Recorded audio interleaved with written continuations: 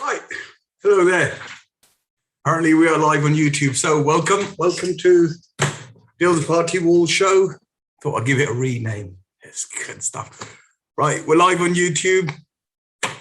Don't forget to like, comment, share, and subscribe. Share this with people you might think would find it useful. So that's why we do this, bring you information, knowledge.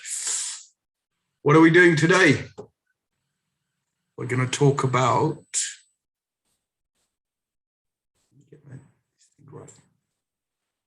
right. So what are we doing today?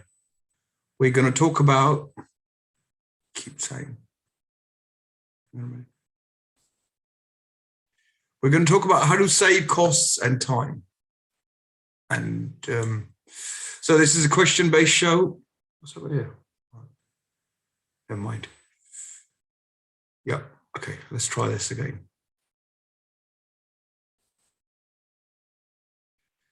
We're going to talk about how to save costs and time for you as a building owner, i.e. someone having their works done. So let's go through it. What do we mean by that? Let me get back on the screen. Right. So this is a question-based show. So we go through questions each week, try and answer them on the Party Wall Act. Interesting. I had an interesting conversation this morning about someone who didn't realize who pays for the costs. So I thought it'd make a good show. So the question, surveyor's fees, stroke costs, who pays and why? And I guess we can call it the $64,000 question.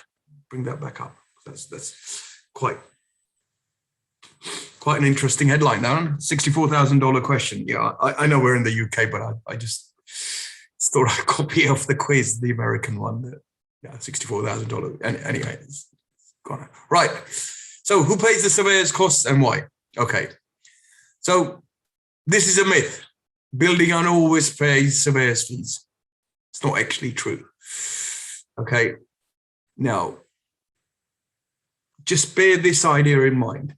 Anything else you do, just remember this. The convention that's followed is who is benefiting from the works. So what do I mean by that? Section 10, under Section 10, resolution of disputes. 10.12c, it comes under any other matters arising out of or incidental to the dispute, including the cost of making the award.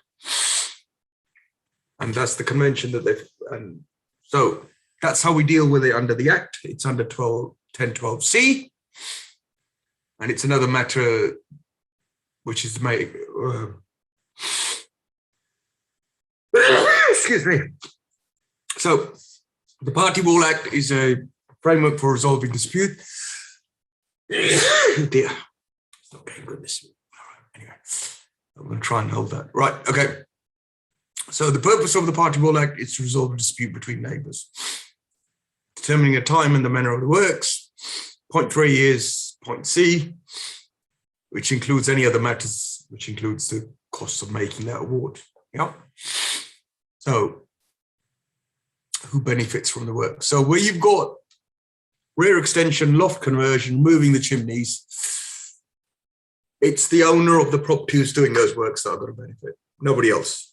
If you're next door to them, you're not going to get benefit out of them building an extension. Not really. You're going to get more chaos, dust, all of that noise, all of the stuff we all love. You know. And we have to be a bit sympathetic because it'll be our turn Monday and vice versa. Right. Loft conversion, they're going to get the extra loft space, not you. Chimney removals, it's the person doing the building works, not the neighbour. So same scenario, right? And it's all the benefits go to the building owners, people doing the building works, or the party doing the building works. Therefore, all the surveyors' costs are paid for by the people doing the works or the owners of those property. So now, where you've got repairs to a party structure, and what does that mean? I.e. a chimney stack. So a chimney stack is shared between usually two houses, can be several owners. So if one of the houses is converted into flats, or we've got a various mix, it's got to be shared by the owners. Yeah. So you could have 2 semis that had a chimney stack. Chimney stack is the element of the chimney at the top. Those 2 houses are now converted into flats. We've got 4 flats. They've got to share all the costs of repairing that little element because it's a structure they all use or they share. Okay. Therefore, all the surveyors, and if this is a scenario, all the surveyors' costs are split between all the owners. Yeah. So the question to ask is who benefits from the works? Now, this also applies to, this convention also applies to appointing a surveyor under 10.4b, i.e. if you receive no response from the adjoining owner, you have to pay for the surveyor who you appoint on their behalf. I'm going to explain that a little later. Yeah, watch this right to the end. I've got a really, really nice bonus for you. I'll show you details of how to get hold of it. Yeah, okay. So the question is, you're probably thinking, what's this 10.4b business about? I'm going to say you should have watched some of my videos, but I'm going to go through it on this one anyway. There's a whole bunch of videos that you can watch. Hopefully. I'm going to be doing them on a more regular basis. How can I save money on the party wall process? Someone saying getting loft works done and so on, you want to try and save some money, at least on the party wall process.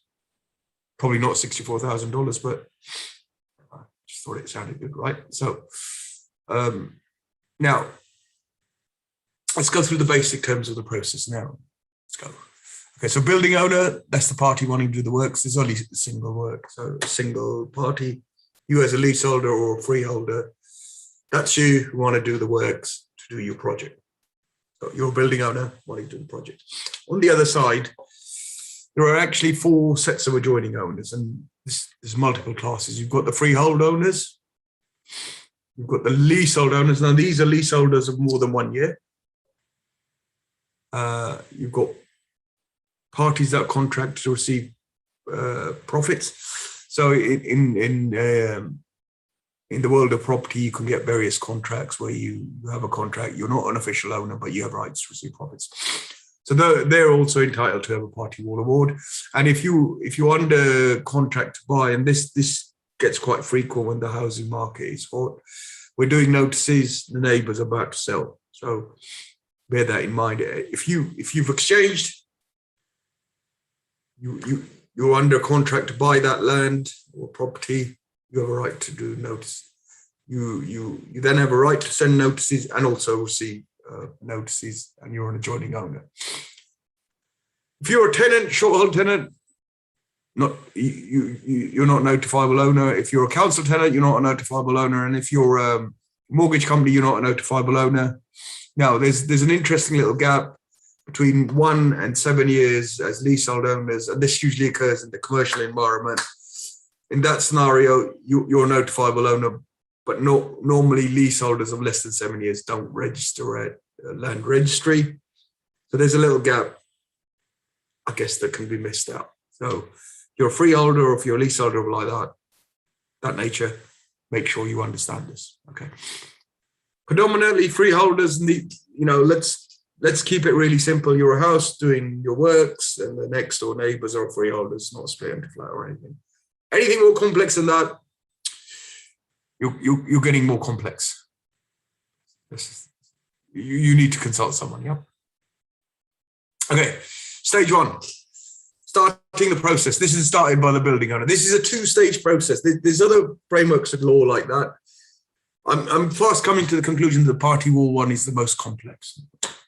Maybe I'm a little bit biased, but it just seems it has the complexity of every single law out there that relates to property, and probably none of the benefits, apart from the fact that you get a nice new loft or a rear extension. But I'm going to get told off by some of my peers on this. Right, okay. So building owner starts the works, and they do this by issuing a notice. This is not a party wall agreement. The reason I say that, lots of times people say, I sent a party wall agreement to my neighbour to sign. He didn't sign it or he didn't reply. It's wrong terminology. Try and use correct terminology. It just makes it easier for you to understand the process. Right. This is served by the building owner to start the process. Stage 2 is decided by the adjoining owner. So you send a notice, their reply, determines what's going to happen in stage 2. What do we mean by that? So the adjoining owner can say, choose one of these choices. They can ask for a schedule of condition, which is a survey of the property, of their property before the works begin. So it's very much like, you know, when we used to be able to rent cars on holidays, they'd go around with their pad, you know, the Apple pad or whatever they have, the tablets, that's it. Take photos, and so that when you bashed it up like Jordan Belfort did with his white Ferrari, would say, "No, Mr. Singh, when we gave you that car, it was brand new, and it's not so brand new now. So it's your fault." But that's what a schedule of condition survey is, right? This actually protects you as a building owner from false and malicious claims on the adjoining owner side, where the damage might have already existed. Now, we do get a question, what happens if they don't let us in? We can't make them. That's the principle. We can offer it. If they don't do it, we can't make them. They can ask for an award, which is a party wall agreement. That's what you call a party wall agreement. That's what a party wall award is. It's a legal document which sets out rights and responsibilities, and usually it'll have a little section in there, what happens if there's damage. The answer usually is that it's the adjoining owner's choice, whether they want it paid or your builder to fix it. Right. So now, when you're determining who's a notifiable owner, there might be, let's see, there's probably going to be more than one party. There might be several, and there might be more than one for each building, which is horrific to understand. But this is why I say this is probably one of the worst property laws right now. So potentially you could have a leaseholder and a freeholder of the same property. Yeah. And so each of the notices can follow this course. The owners can consent, do a schedule of condition, and bingo, you're ready to start works, and that's protected you. Bang, that's done. Right. Second and third option, I guess, is they can have the same surveyor as you, or they can appoint their own surveyor. And in both instances, especially in residential works, you get a schedule of condition usually and a party wall award, and bingo, you're ready to start works. Now, the fourth option is they might not reply, in which case you have to send a 10-4 letter. And then here's a point to understand. The surveyor appointed on their behalf will write to them and ask you for a schedule of condition. If they don't get a reply, or if they don't offer an appointment, you do an award and get on with it. They can't stop you by not replying. And that's the whole function of that process. Now, let's get my magic wand out. Right. So out of all of these four scenarios, this, followed by this is, it's probably this, and then this, in terms of costs, are the best options. So schedule of condition, agreed surveyor, appoint a surveyor on their behalf. Letting them appoint their own surveyor is not very good. It's more expensive than more of the others, takes more time and causes us more grief. So we don't like it either. Don't tell all the other surveyors that. Right. So let's have a look at this 10-4. Now, what I'll say is best option, second best option, and third best option. So these two you can probably understand. This one, I'm going to explain it a bit more. Why you should, once you do a 10-4 process, appoint a surveyor on their behalf, they can't appoint their own. So there's benefit in understanding and doing this rather than letting it get to this. So you see where I'm going with this in terms of costs and time. Let's have a look at the 10-4 process in a slightly more detail. Okay, we start with the notice. You post it up, 14-day notice plus 2 days for postage. Gives you 16 days, yeah? Don't receive a reply, send a 10-4 letter, which is a reminder letter. it gives them a notice period of 10 days, but you've got to allow for 2. And this should be actually be 2 working days plus 14 calendar days. That's the correct terminology. Yeah. All right. So you're up to 28 days. And then if you receive no response, you need to appoint a surveyor on their behalf. We'll write to them, give them, it's up to them. They can determine from 5 to 10 days, anything. I'd put 10 there for you could just give them 5 days notice. And then at that point, you serve an award and bingo, you're ready to start works. Now, if you don't appoint a surveyor on their behalf, this is going to cause you problems. If it's not carried out, what's the problems you're going to get?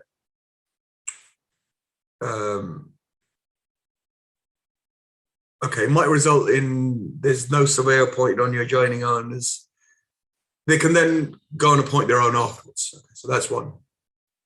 2, your works might be stopped while they appoint the surveyor and we have to get this untangled. And this is horrible. So don't do this. Yeah, so those are the 2 things to be wary of. Okay. Now, we've got so you're thinking, okay, Dil, you've said, do a schedule of condition, agreed surveyor, 10-4, and then the worst option is there on surveyor. How do we move that in a direction that helps us as someone wanting to do works, right? So these are this is some of the factors that will cause these mistakes to be made. Now, it's not guaranteed, but I guess the appropriate 2020 metaphor might be this is a nudge principle. We can nudge the odds in your favor. This is all we're trying to do. These are the most mistakes made most often. Right? People don't start as soon as possible. You need to start this process as soon as possible. It's for a number of reasons, not least because you want to get in there before the adjoining owners start to get letters from other surveyors, mail shot. It's not illegal, but it doesn't help your cause. So if your letter arrives before they're saying, I'm going to send you, here's my notice, they're less likely to get scared by the others, right? And secondly, if you're going to do work, that's if you're doing it under PD. If you're going to do it under planning, send them a letter saying, look, I will be giving you a party wall notice. I'm waiting for the planning. So those are the 2 options that help you. If you wait for the other surveyors to send their letters in, they're going to start scaring your neighbours and more likely to point their own surveyor. This isn't a guarantee, but it moves and it nudges the needle in your favour. Yeah. Now, a lot of the time you get professionals trying to be helpful. They'll give you notice, say, here, serve it, or give it to your neighbours. It's okay to serve if you know who they are and you get on with them, but you need to do, it's okay to hand it to them. Don't have an empty conversation, hand it to them. Give them something concrete. Follow it up with a post, not recorded delivery. I'll come to that in a minute as well. So give it to them. Don't have a chat over the fence. Give them a notice. Follow it up with a certificate of posting. This business of, he confirmed it over the fence and then he changed his mind. No wonder, because we're doing it wrong. Yeah. Okay. Now, here's one to watch out for. If the adjoining owner is a rental property or owned by a limited company, take the land registry details, you look up the company's house. This is beginning to develop because a lot of people are buying investment properties in limited companies now. We actually send it to both, but the company's house is more up to date. Just do what's required by the law. You don't need to do more. You don't need to find out where the owner lives. It's not your job. It's not down to you. You just have to go by the process and find out where the land registry is and the companies are. That's it. Don't do any more. Don't need to go around working out where they live. Okay? Understand the process. and execute it. Carry it out, right? So if you're a construction compliance specialist, don't half do the process. It's not good for you, right? You need to understand this tenfold process. Complete the process. Just sort of said that. Now, worst case thing. Stop sending unrecorded delivery. Obtain a certificate of posting. And stop just hand delivering it. You need to be ready for the next step. Action the tenfold process, and especially for limited companies.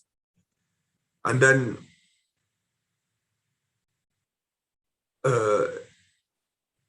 in addition, I've just lost my train of thought there for a minute. Only hand deliver if you're certain of the answer you're going to get. So sometimes people aren't comfortable with their neighbors, don't get on with them, don't even like talking to them. I mean, I've got very good neighbors here, actually. They're very nice, very kind. They put up with all my noise here, so I can't argue with them. Yeah, so don't ask the question if you're not going to be certain of the answer. That's a basic sort of idea I'm trying to indicate.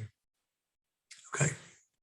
Now, the other reason to start this stuff early as possible, and I came across this last year actually from a barrister who only came across it recently as well, and he works in the field. Literally, they said at the back end of this section 1012C, I'm not going to read it all out to you. It basically says, unless the adjoining owner gives it to you in writing, you have to wait for the notice period. In lofts, that's 2 months. So the sooner you start your process, the better off you're going to be, basically. So remember this bit? ASAP? That's what I'm referring to. Okay. Moving on. Got some bonus content. Let's give you some bonuses. One bonus at least. Okay. Look.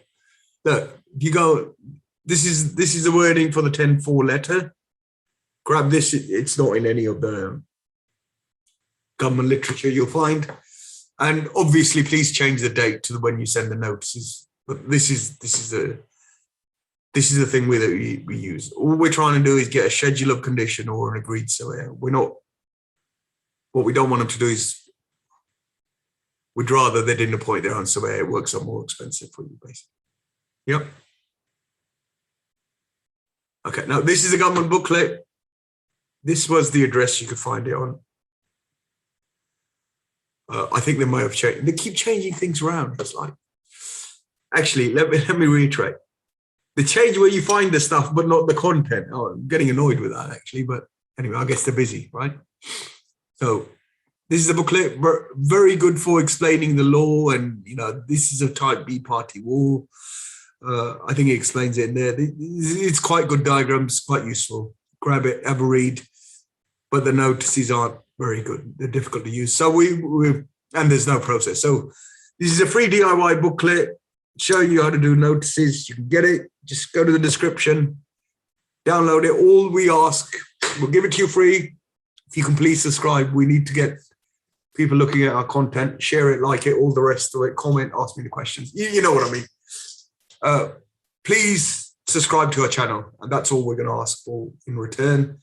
I'll give you a little checklist. It's a PDF. You can download it for absolutely free. There's all the cut and paste templates. Bang, you can fill those in. And like I said, get it in the description below. Please like this video. It's really appreciated. Got to get the algorithm working for us. Hopefully you found some of this content useful. Some of the answers I've given you useful. Comment and share this video. Also subscribe. That's all we ask for. So look, thank you for your time. Thank you for your attention. We'll see you next week. And I hope you find this stuff useful. And please share it with people you think will find it useful. Look forward to seeing you next week. That's it for now.